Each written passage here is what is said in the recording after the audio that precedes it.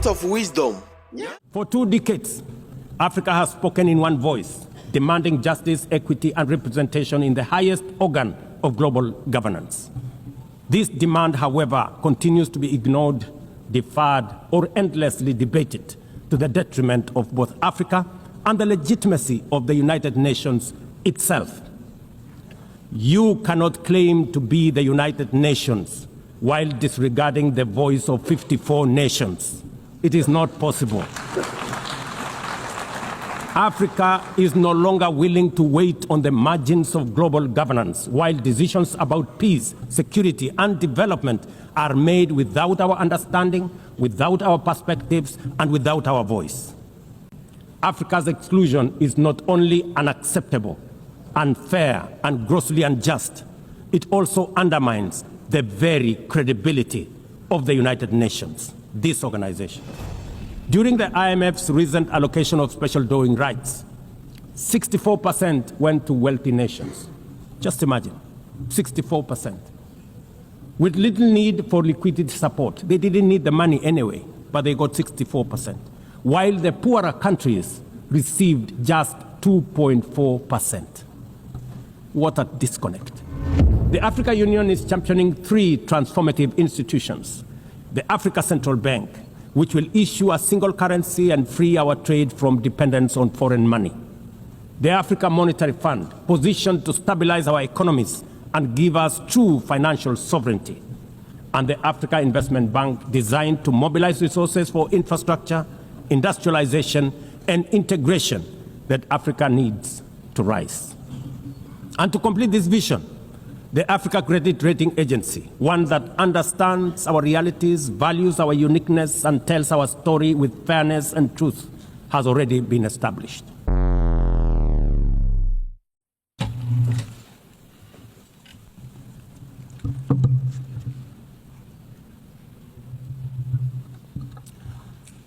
Madam President, the President of the 88th session of the UN General Assembly, Madam Annalena Baerbock, Secretary General of the United Nations, Antonio Guterres, Excellencies, Heads of State and Government, distinguished delegates, ladies and gentlemen. I congratulate you, Madam President, on your election to preside over the 80th session of the UN General Assembly. Madam President, you can count on Kenya's full support throughout your tenure as you steer the Assembly into the future. Ladies and gentlemen, 8 years ago, in the aftermath of the unprecedented global destruction and devastating war, the international community came together in hope. They created this organization, the United Nations, as a shield against the horrors of war, as a platform for dialogue, and as a bridge to a better, fairer, more secure global community. What is often forgotten or not mentioned today is that the United Nations grew out of the failure of the League of Nations that existed between 1919 and 1945. The League of Nations did not collapse for lack of good intentions or noble objectives. Formed at the end of the First World War and as part of the Treaty of Versailles, it was humanity's first attempt to build a permanent international organization to stop aggression and war and bring nations together. Its ambitions were to achieve collective global security, disarmament, peaceful dispute resolution, and cooperation on humanitarian and social issues. Despite these ideals, the League of Nations failed. The United States never joined, other great powers came and went, and without enforcement authority, its condemnation carried little weight. When Japan invaded Manchuria, when Italy marched into Ethiopia, and when Hitler openly defied its rules, the League stood by, helpless and powerless. By the late 1930s, its credibility had collapsed, and with the outbreak of the World War II, it was rendered irrelevant. Madam President, this history is both a lesson and a warning. Institutions rarely fail because they lack vision or ideals. More often, they drift into irrelevance when they do not adapt, when they hesitate to act, and when they lose legitimacy. To remain relevant, institutions must be reimagined, must be reformed, renewed, and aligned with emerging realities. 8 decades ago, the founders of the UN sought to correct the failures of the League of Nations by creating a stronger, more inclusive organization anchored in the principles of, and I quote, "We the people of the United Nations, determined to save succeeding generations from the scourge of war," end of quote. Today, we are gathered for the UN at Haiti. The question is unavoidable. Is the United Nations relevant to the demands of our time? Can it continue to serve humanity in the face of current realities?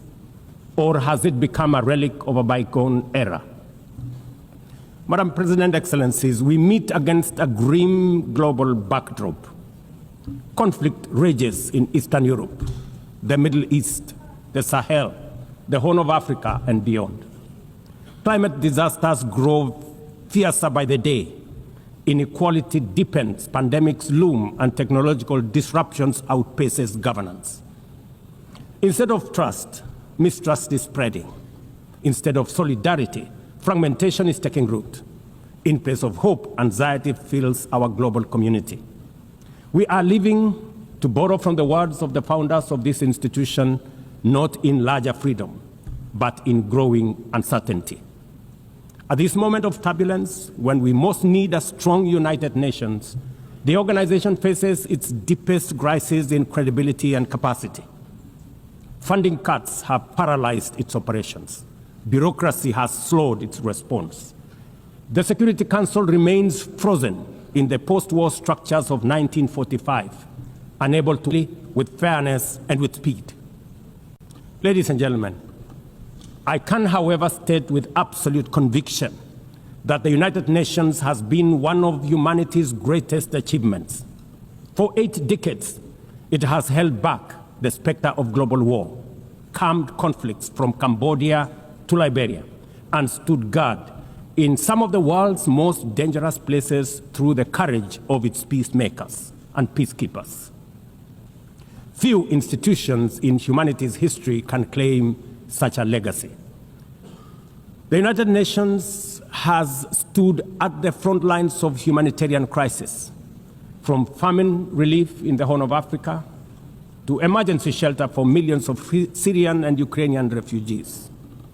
It was at the forefront in the eradication of smallpox, coordinated global responses to HIV and AIDS, Ebola, and COVID-19, and continues to champion universal vaccination.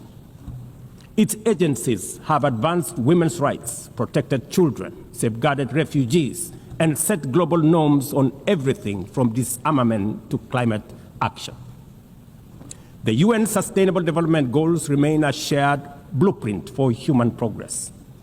These are achievements no nation could have achieved alone, however rich, however great, or however powerful. And yet, every institution, no matter how noble its origins or impactful its legacy, must adapt to changing times or slide into irrelevance. Today, the United Nations stands at a crossroads of renewal on one hand or decay on another.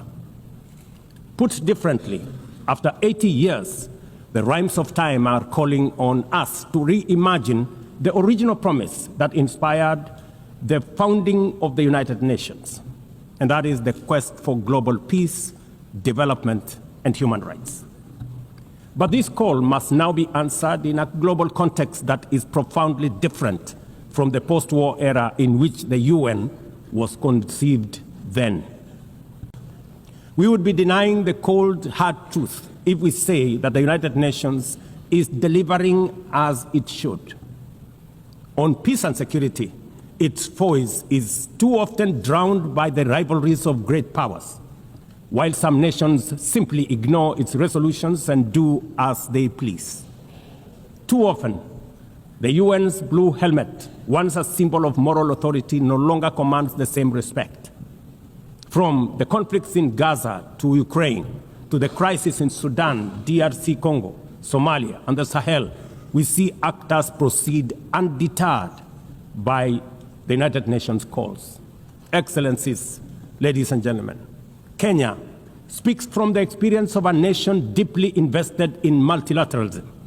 For decades, we have placed our troops and police in harm's way for peacekeeping missions across Africa and beyond, from Somalia to Democratic Republic of Congo, from South Sudan to most recently in our neighborhood here in Haiti. Over the past 15 months, we are proud to have led the multinational security support mission in Haiti, not because it has been easy, but because solidarity is the essence of the United Nations. Madam President, the mandate of the MSS mission is coming to an end in a few days. As the lead nation, allow me to briefly share our experiences, the successes and the challenges, as both a cautionary tale and a living lesson about the strengths and weaknesses of the current global security governance architecture. For far too long, the people of Haiti called out to the world.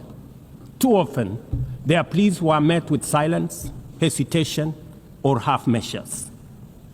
Haiti became a tragic reminder of what happens when the international community looks away, prevaricates, or offers half-hearted support.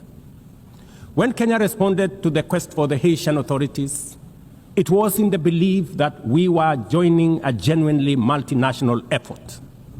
We welcomed and fully embraced Resolution 2699, by which the United Nations Security Council authorized the MSS with Kenya as the lead nation.